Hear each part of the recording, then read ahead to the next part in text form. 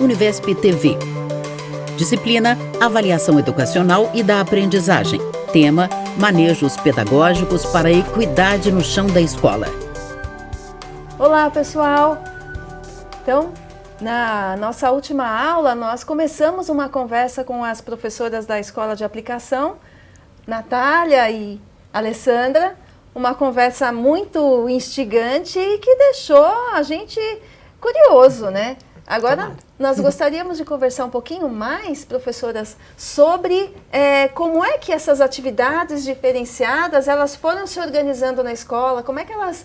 O que elas envolvem? O que vocês fazem com os alunos? Como é que é isso? As professoras Vivian, Natália e Alessandra estão sentadas a uma mesa triangular sobre a qual há copos com água, papéis e um tablet. À direita, uma lousa interativa exibe uma apresentação de slides, sendo o primeiro com o nome da disciplina e o tema da aula. Então a gente vai tentar dar exemplos mais práticos. Então vamos pensar, eu tenho 30 alunos na minha turma, que é o segundo ano 2. A Alessandra mais 30. Uma das práticas que a gente fez diferenciadas são as atividades de língua portuguesa. Então a gente começou de uma forma mais tímida, reunindo essas 60 crianças e redistribuindo entre 4 professores.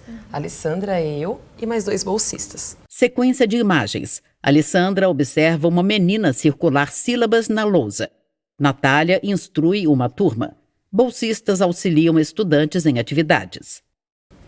Então, quando a gente faz aquela diagnóstica, aquela avaliação inicial, que pra gente é um momento mais importante, que a gente até brinca com as crianças, essa atividade Ninguém Ajuda Ninguém, que são raros os momentos que isso acontece, e aí a gente consegue conhecer o grupo, a gente percebe que, em grande medida, o maior número é um número mais, vamos pensar em alfabetização, que já sabe ler e escrever no segundo ano. Então, a maior parte do grupo tem mais essa autonomia de leitura e escrita. De 60, a gente pode pensar numa média de 30 crianças. E um outro grupo é esse grupo intermediário, que está muito, a gente brinca, redondinho para um segundo ano, que realmente está com questões com sílabas complexas, que é esse grupo que a gente costuma chamar de G2. Então, é um grupo que vai ter, em média, 20 crianças. E tem o G1, 20 a 22, pela experiência. E o G1 são aquelas crianças que vai ser o nosso grupo focal, que na média tem 8, 6 crianças, varia muito em relação ao ano. Então, a gente constitui esses 3 agrupamentos. O G1, o G2 e o G3. O G3 ele vai ser redistribuído com os professores menos experientes e normalmente os professores que estão em formação e estão com a gente lá na escola. Então a gente tem um período anterior de muita formação com esse professor, de muita conversa, de muita observação, para que ele faça essa espécie de residência pedagógica com a gente, compõe esse grupo. E tradicionalmente eu fico com o G1, eu gosto muito da alfabetização, é minha especialidade, né? Tenho um mestrado em alfabetização, que são as crianças que vão desafiar mais a gente. E a Lê sempre costuma também, professora experiente, ficar com o G2, que são as crianças que estão... Então, o princípio para a gente é que seja o mesmo campo temático. Então, se a gente vai trabalhar uma história da árvore de Tamoromu, uma lenda indígena, todas as crianças vão estar no mesmo tema, mas com desafios diferentes. Isso. A gente acabou percebendo, né, porque essa ideia não foi uma ideia que surgiu do nada. A gente acabou percebendo que começar do mesmo ponto de partida com todos era injusto, era desigual. Então, fazer esse manejo, a gente chama de manejo de turma. Claro, a primeira vez que a gente fez foi aquela loucura, mas como assim? Eu vou mudar de sala? Não, a minha professora é aquela, mas como assim G1? Eu sou G1 agora. Crianças sentadas em almofadas no chão observam Alessandra. Menina manuseia o material dourado. Estudante observa cartelas. Mas depois, no segundo encontro, as crianças já estavam mais tranquilas. Por quê? Porque ela percebeu que aquela atividade era feita para atender as necessidades dela. Que fazia sentido para ela. Fazia sentido, que ela não ficava lá no fundo sem compreender o que estava sendo explicado, que num grupo menor ela podia falar mais, né, as suas angústias, as suas dúvidas.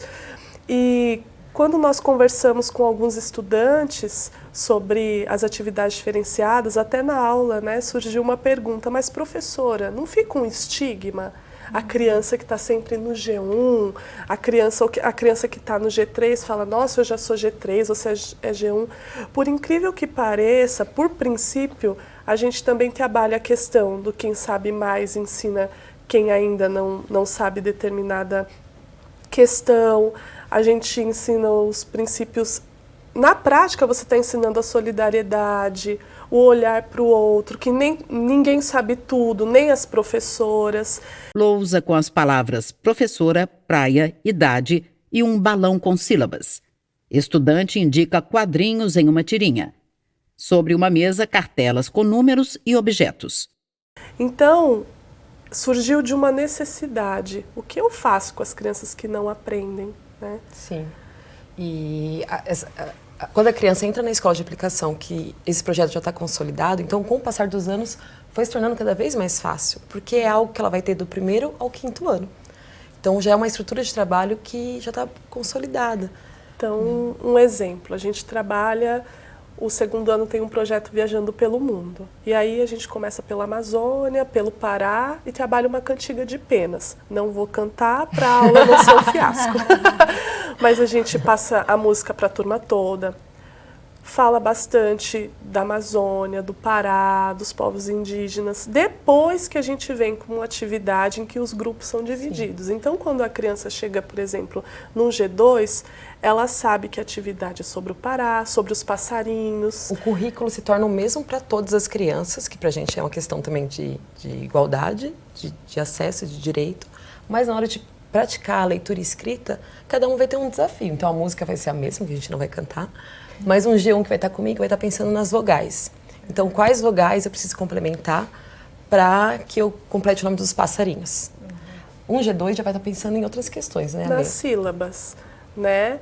O Irapuru, aí vou deixar para completar sílabas, por exemplo. E um G3 já vai trazer à tona questões até de interpretação, né? O que significa isso na música, né? Então a gente envolve também a ludicidade, pensando num currículo que é diverso, que é brasileiro, que é de dinâmico, cultura oral, né? que é dinâmica.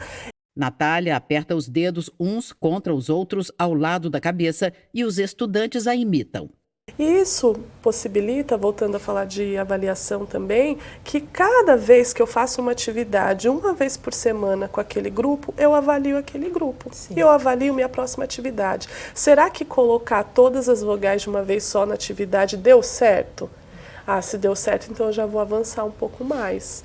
Se não deu certo, eu volto e penso em uma outra atividade. E mesmo uma criança que estava comigo no G1 e se destacou muito, a questão da vogal para ela é uma questão já consolidada, a gente avalia naquele momento e já avança ela para outro grupo. Então, a partir do momento que as nossas tabelas e gráficos vão mudando numericamente, a gente já tem uma avaliação em processo, né? Então, a prática tem mostrado que o G3 vai aumentando ao longo do ano, né?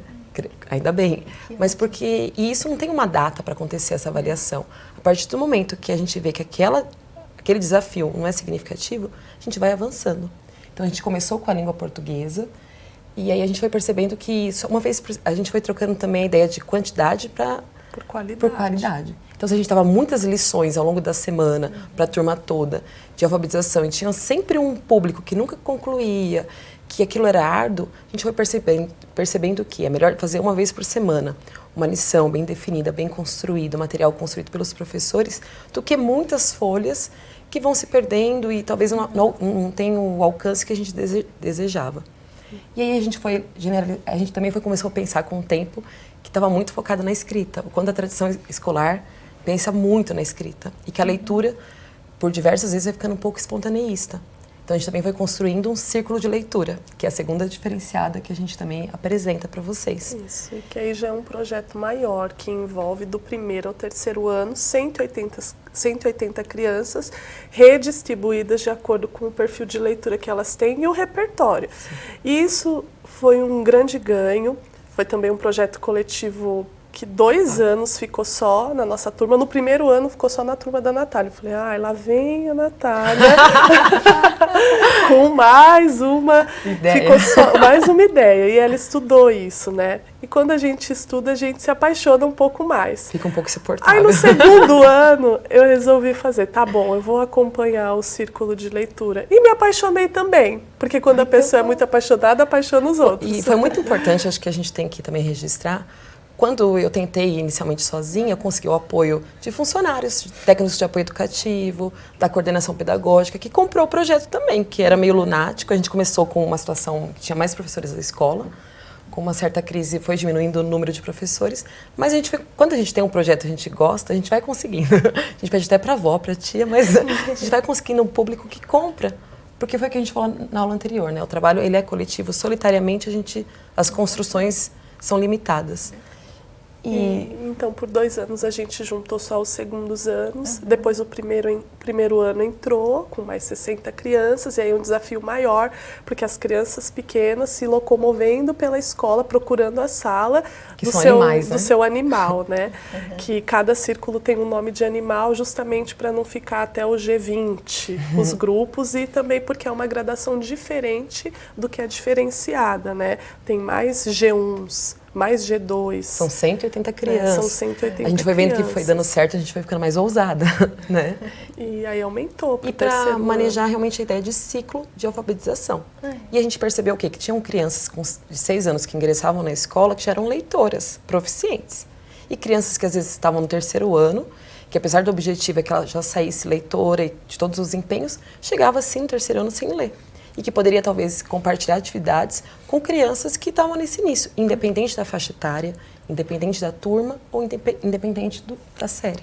Né? Quebrar um pouco essa fronteira, essas paredes, que a gente também vai consolidando. E aí o telespectador deve estar se perguntando, mas como que vocês sabem o grupo de leitura com 180 crianças?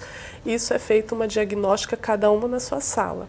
Aí a gente redistribui os grupos e, por computador, fazendo a tabela, cada professora vai colocando o grupo que está descrito que mais se adequa à criança.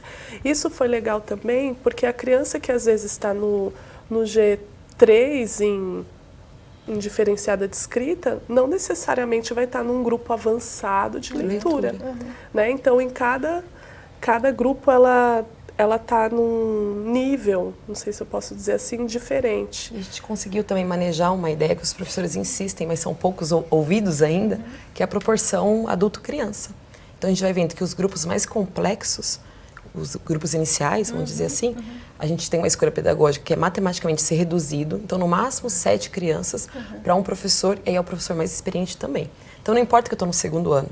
Esse ano, por exemplo, eu estou com um grupo que, em sua maioria, são crianças ingressantes na escola, que futuramente vão ser meus alunos. Então a gente também perde um pouco dessa ideia de série, de regência para aquela turma, e se ocupa dos alunos da escola, que são nossos. E é muito interessante que no 2º ano, muitas vezes, as crianças já conhecem a gente do círculo de leitura. E aí a gente também tem toda a parte motivacional. Então aqui é o grupo raposa, são animais espertos. Então a gente também foi melhorando a ideia de girafa. Grande animal que come bastante folhas. Então, e também é um momento lúdico que a criança sai da turma, que ela se espalha pela escola, que encontra novos amigos. Às vezes ela está super frustrada, porque ela não está com um colega que estava no ano anterior. E no círculo ela reencontra professores. Então, a partir da diferenciada inicial, que era de leitura escrita apenas, a gente foi para o círculo de leitura, que aí são 180 crianças. Inicialmente 60 sendo remanejadas, agora 180. Os bolsistas ajudam muito, então eles que ajudam a gente nesse processo, são os professores em formação. São quantos? Bolsistas? A gente está em média de 12 bolsistas, né?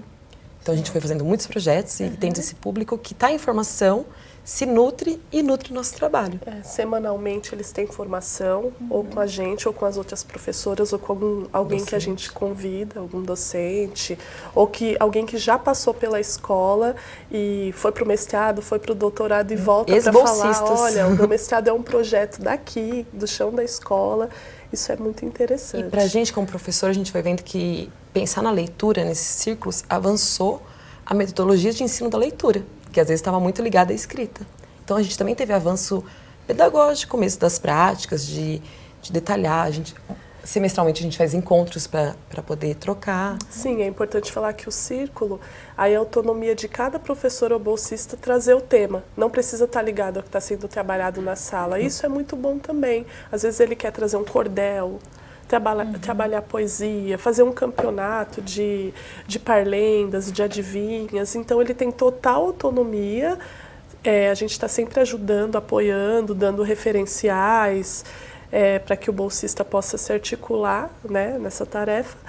E cada criança, as crianças chegam com surpresas, né? Com trava-línguas, começam a brincar até no recreio, às vezes, com uma coisa que ela está aprendendo a leitura, mas está sendo algo muito prazeroso. Sim, a gente pensa muito na palavra encantamento com as crianças, né? O quanto as práticas, elas podem ser encantatórias.